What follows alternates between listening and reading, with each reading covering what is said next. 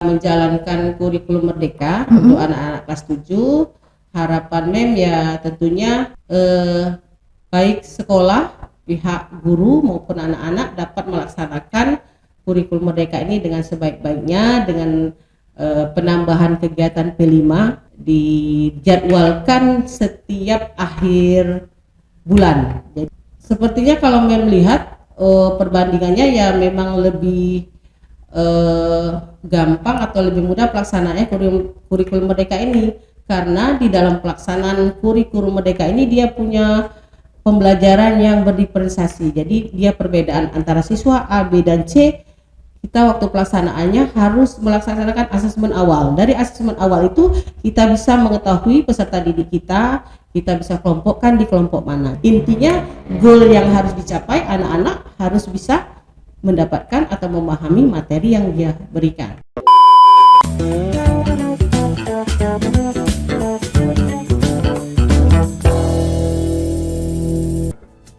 Halo, kembali lagi di podcast Palkomtek Prabu Muli hari ini. Hari ini Mbak Sari kedatangan tamu spesial, kepala sekolah dari SMP Negeri 5 Prabu Muli.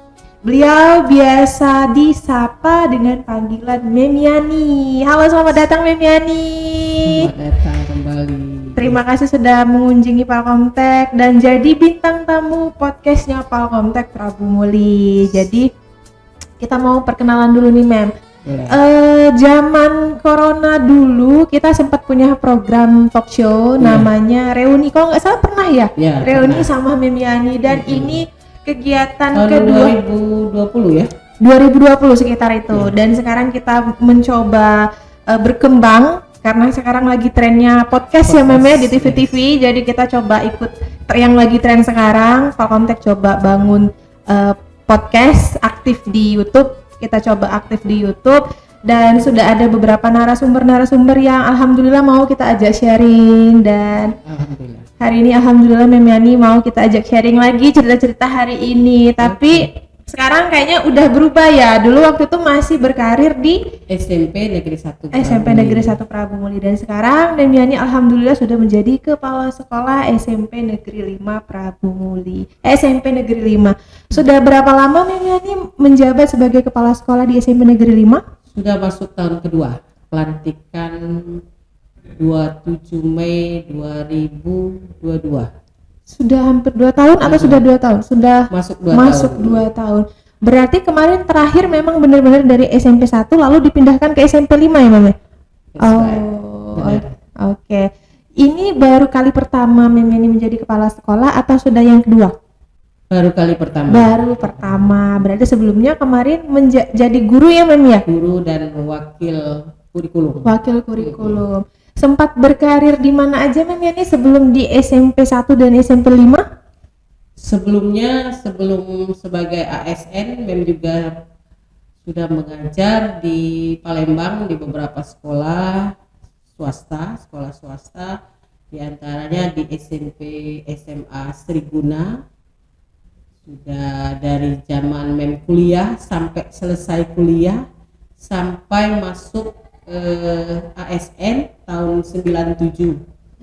Baru stop di sana. Kemudian sebelum itu juga pernah membantu mengajar sebagai dosen terbang di salah satu universitas swasta PGRI di Palembang. Sebelum masuk sebagai ASN. Kalau dalam kategori mengajar Mem Yani dari dulu memang mengajar bahasa Inggris ya Mem? Yes. Pendidikan sendiri memang mengambil jurusan pendidikan bahasa Inggris. Alumni STKIP PGRI Palembang zaman itu. Sekarang sudah berkembang menjadi Universitas PGRI di Palembang. Oke.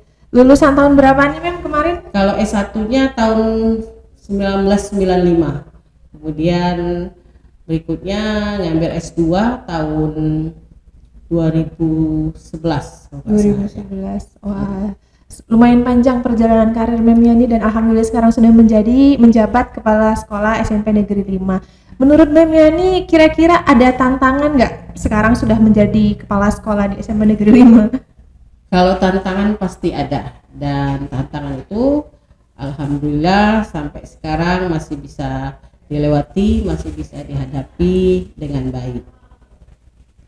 Kegiatan terakhir sekolah kemarin karnaval ya Mem ya? Karnaval, alhamdulillah SMP 5 dapat berpartisipasi dalam memeriahkan acara kemerdekaan di Kota Prabu Muli, dan alhamdulillah SMP 5 kemarin kebagian nomor keramat nomor 13 dan semoga nomor ini akan mendapat berkah. Amin. Dan semoga menjadi pemenang tentunya. Iya. Itu biasanya kapan Mem pengumumannya Mem?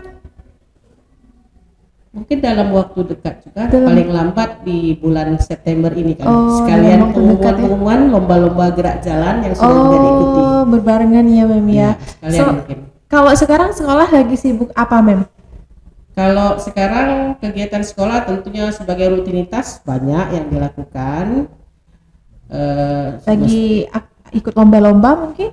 Kalau ikut lomba-lomba sekarang kebetulan SMP 5 alhamdulillah dalam sekarang ini tanggal 23 sampai 25 nanti mengikuti kegiatan O2SN perwakilan dari Kota Prabu Muli. Wah. Dan sekarang masih berjuang di Palembang. Di Mudah-mudahan Palembang. di SMP 5 ini banyak Kartininya SMP 5 dalam bidang karate. Wow.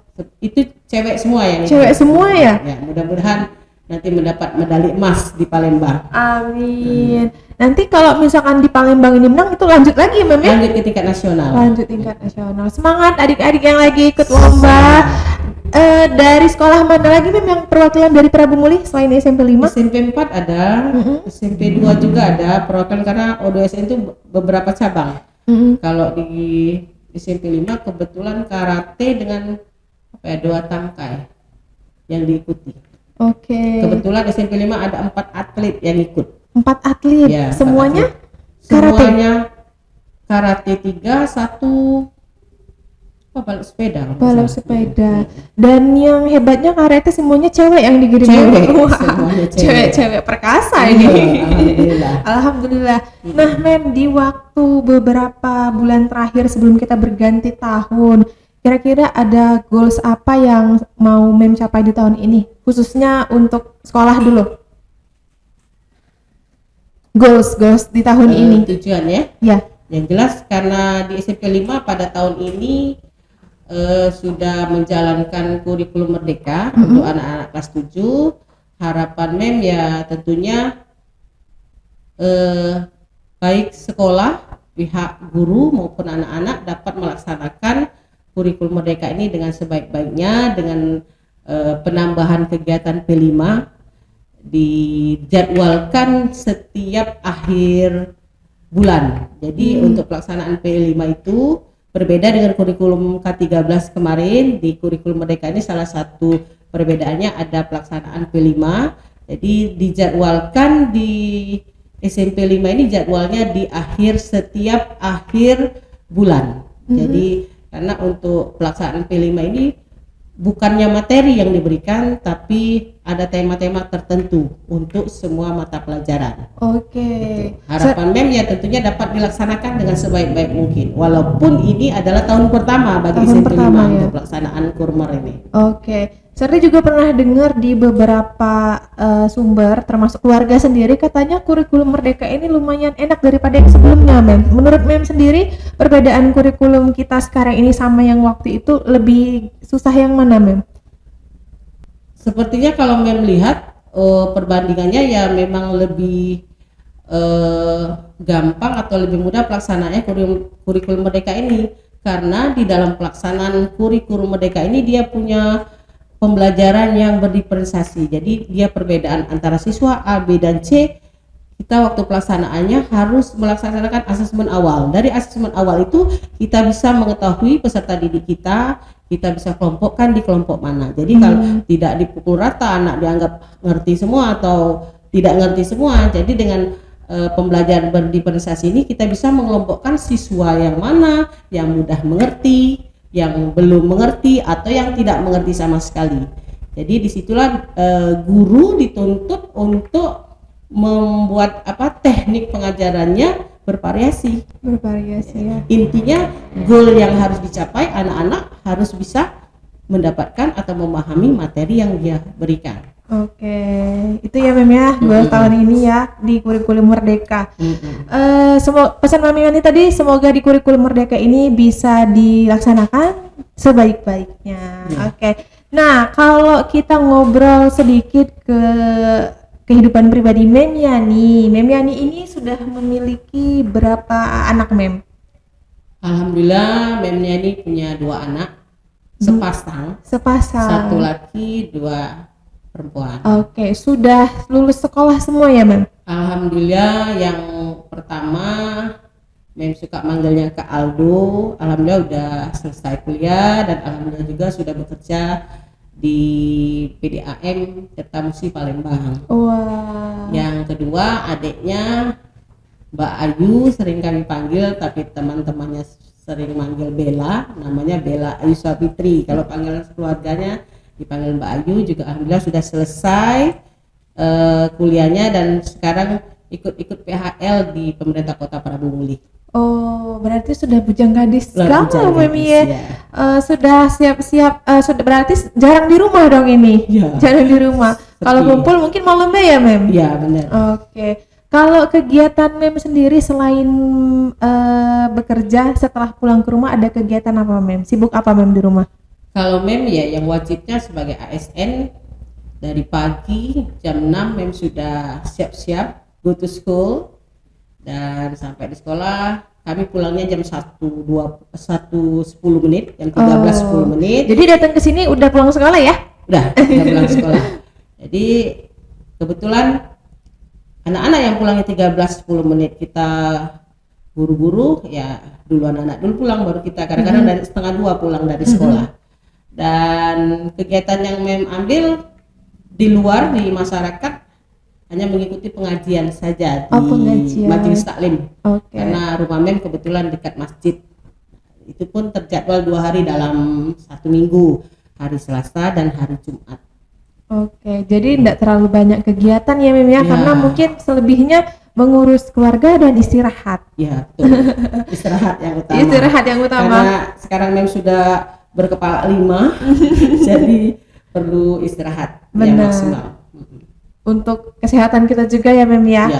Kalau Mem biasanya menghabiskan waktu sebagai bentuk quality time bersama keluarga itu biasanya ngapain Mem? Mungkin merencanakan jalan-jalan atau kumpul-kumpul makan, masak-masak di rumah? Di antaranya gitu. Kalau lagi boring di rumah, lagi libur, kebetulan misalnya di hari Sabtu sore, Minggu, sering nonton bareng.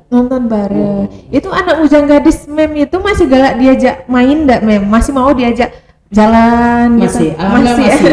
Cuman jarang kalau berempat, completednya itu jarang. Jarang. Paling bertiga. Kalaupun mau lengkap, edisi lengkapnya terpaksa kita ke Palembang. Karena ada yang di Palembang tinggalnya? Iya, Kak Aldo kan di Palembang, kerjanya di Palembang.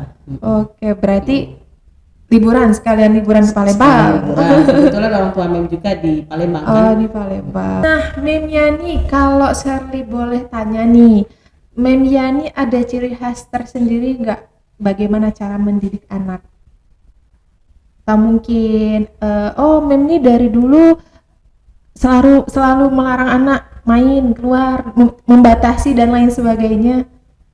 Mendidik anak sendiri ya? Iya, anak sendiri. Bukan anak didik ya? Bukan anak didik. Kalau ya sebenarnya kalau cara Mem Yani mendidik anak ya punya satu macam kedisiplinan lah, dikatakan disiplinan. Untuk larang-larangan dikatakanlah nggak terlalu melarang, yang penting apa yang wajib dilaksanakan anak harus dilaksanakan dulu. Untuk yang mau mainnya kemana-kemana yang penting ngomong. Ya, satu yang Mem terapkan, yang pertama ibadah, sholatnya dulu. Walaupun anak udah bujang gadis sekarang, sholatnya masih terus diingatkan. Jadi kewajiban orang tua, jangan sampai kelak di kemudian hari orang tuanya tidak mengingatkan anaknya. Jadi Mem masih pakai itu walaupun anak sudah bujang gadis. Jadi masih dikontrol. Dikontrol.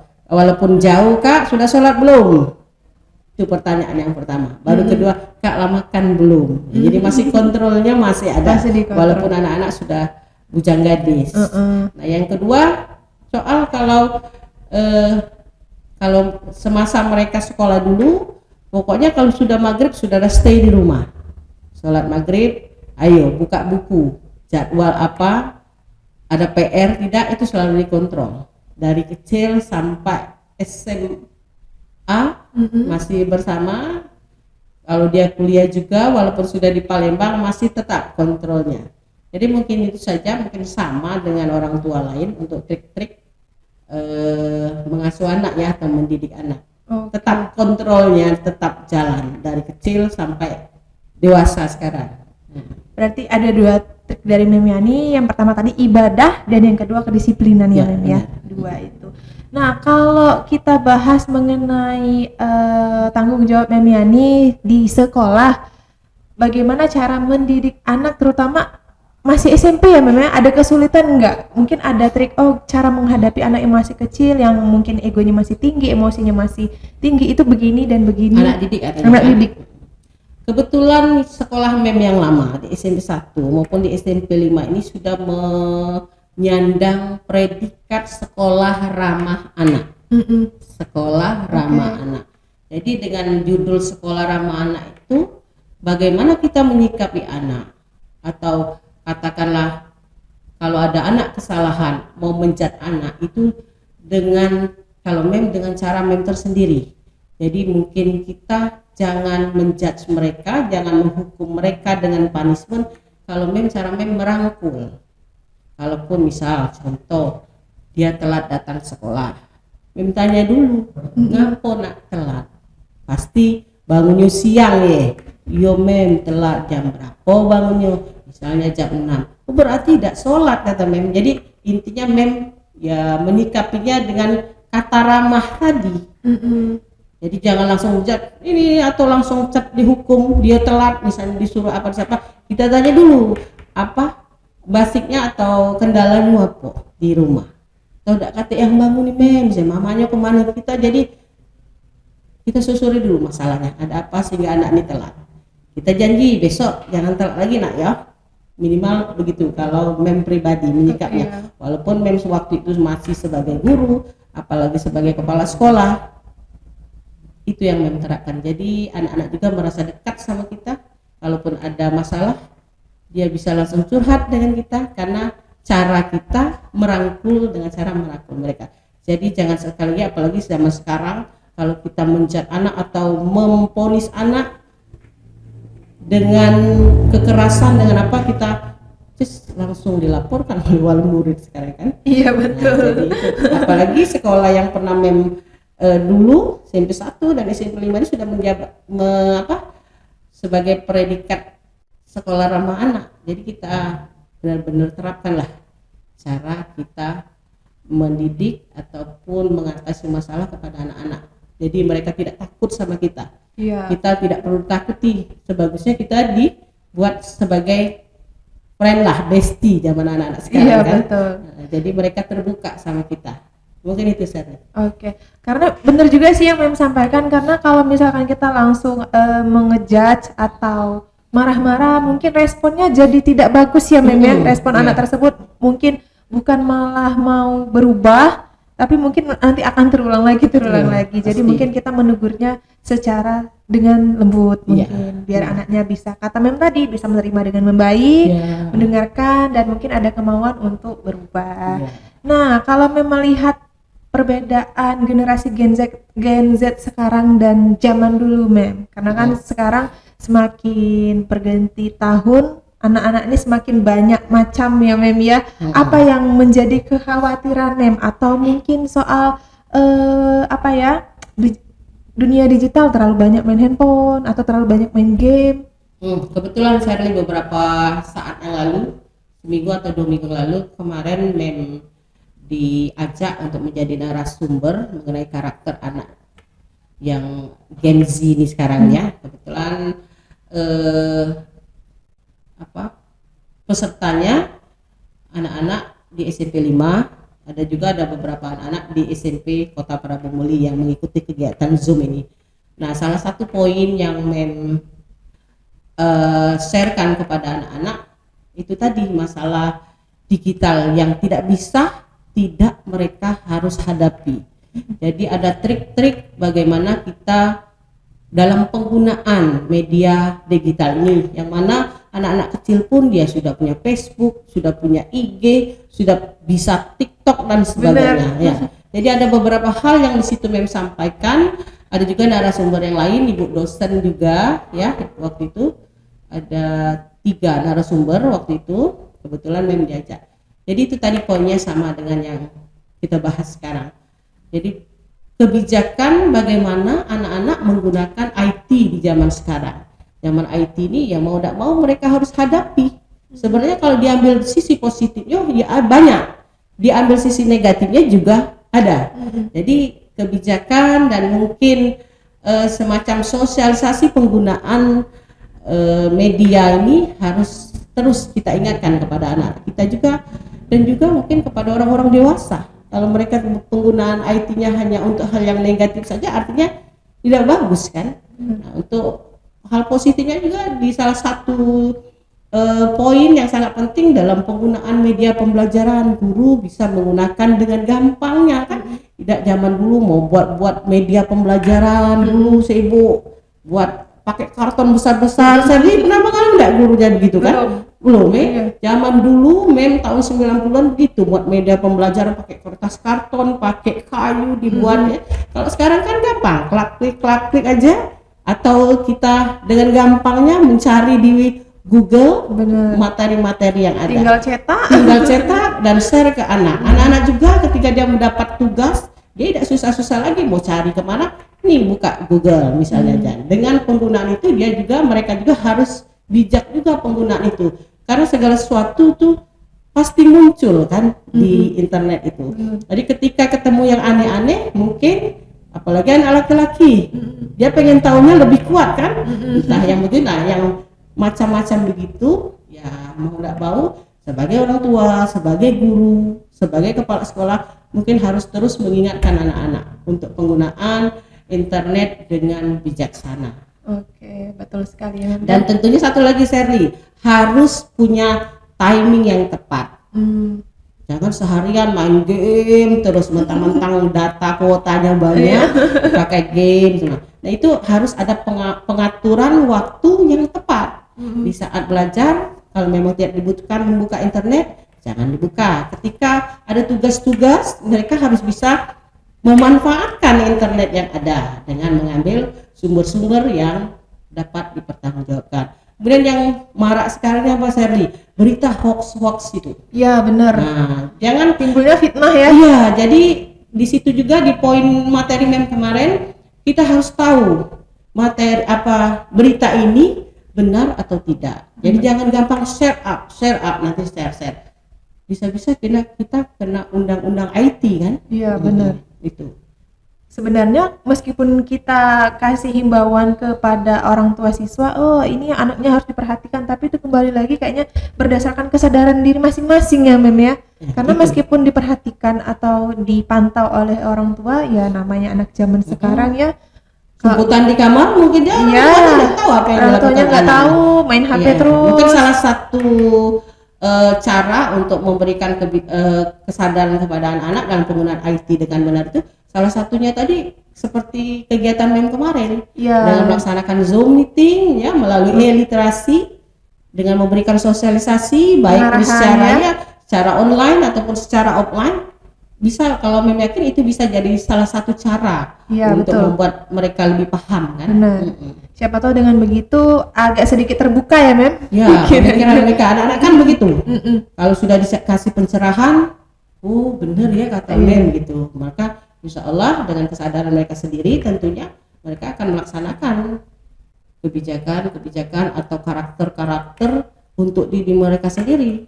Oke, betul Mem. Kalau di sekolah di SMP Negeri 5 sendiri Mem diwajibkan bawa HP atau enggak ya siswa-siswa? Kalau secara umum kalau di SMP Negeri 5 Mem kira tidak berbeda jauh dengan sekolah-sekolah lain, ada pelarangan untuk membawa HP ke sekolah. Tapi di momen-momen tertentu ketika mereka harus seperti kemarin mengikuti Zoom meeting, mereka harus menggunakan HP masing-masing. Nah itu diperbolehkan, diizinkan. Atau mereka ada punya kegiatan apa yang membutuhkan HP atau internet ataupun bisa membuka laptop, mereka diizinkan. Jadi pada umumnya ada pelarangan. Ada pelarangan mungkin waktu pada saat ulangan belajar inti ya, kalau Ya. kelas meeting mungkin enggak apa-apa kali Mem ya. Ya, ada time-time yang tertentu Time-time. yang boleh mereka bawa. Oke. Nah, pertanyaan terakhir nih Mem, himbauan atau pesan Mem untuk orang tua di luar sana agar dapat mendidik anak dengan baik itu bagaimana Mem? Kalau himbauan Mem ya, kalau di sekolah anak-anak orang tuanya adalah guru. Kalau di rumah orang tua mereka adalah orang tua mereka sendiri, dan timing waktu mereka itu kebanyakan di rumah Mbak Sherly daripada di sekolah. Kalau di sekolah kan sekitar berapa jam cuma. Kalau mereka masuk jam 7, pulang jam setengah 2, jadi intervalnya cuma 7-8 jam ya. 7-8 jam sehari 24, sehari semalam ada 24 jam.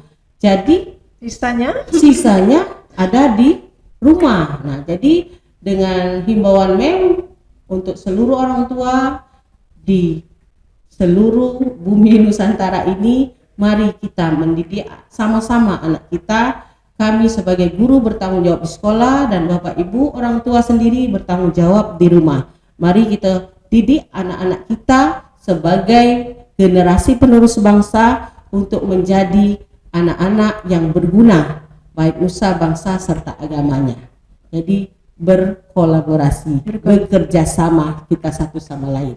Kalau anak kita berhasil menjadi orang yang berguna, kami sebagai tenaga pendidik tentunya punya kebanggaan sendiri. Betul. Dan orang tua juga pasti mempunyai kepuasan tersendiri. Mungkin itu Mbak Sherly. Jadi bekerja sama antara guru dan orang tua agar mendidik anak dengan baik ya Dengan Mem. baik. Terima kasih Mem Yani atas waktu dan pesan-pesannya, nasihatnya dan sharingnya hari ini. Semoga kita bisa ketemu lagi lain waktu dan sharing-sharing lagi. Terima kasih untuk teman-teman, jangan lupa follow, subscribe, share dan like video ini sebanyak-banyaknya. Sampai ketemu lagi di podcast berikutnya. Mbak Sherly pamit undur diri. Wassalamualaikum warahmatullahi wabarakatuh. Waalaikumsalam warahmatullahi wabarakatuh.